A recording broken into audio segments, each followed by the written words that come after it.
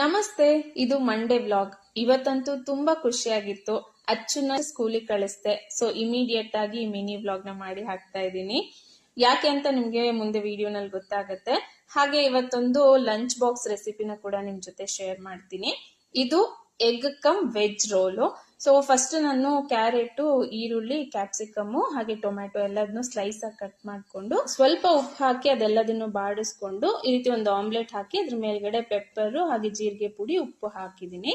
ಹಾಗೆ ಚಪಾತಿನ ಅದ್ರ ಮೇಲ್ಗಡೆ ಇಟ್ಟು ಈ ರೀತಿ ರೋಲ್ ಮಾಡ್ಕೊಳ್ಳೋದು. ಇದ್ರ ಒಳಗಡೆ ನಾನು ಟೊಮ್ಯಾಟೊ ಸಾಸು ಮತ್ತೆ ಫ್ರೈ ಮಾಡಿರೋ ತರಕಾರಿನ ಹಾಕಿ ಕಟ್ ಮಾಡಿದೀನಿ. ತುಂಬಾ ದಿನದಿಂದ ಈ ತರದ್ ಲಂಚ್ ಬಾಕ್ಸ್ ತಗೋಬೇಕು ಅಂತ ಇದ್ದೆ. ಫೈನಲಿ ಪೂಜಾ ಮಲ್ಟಿ ಫ್ಯಾಷನ್ ಅನ್ನೋ ಇನ್ಸ್ಟಾಗ್ರಾಮ್ ಪೇಜ್ ಇಂದ ಇದನ್ನ ತರಿಸಿದೀನಿ.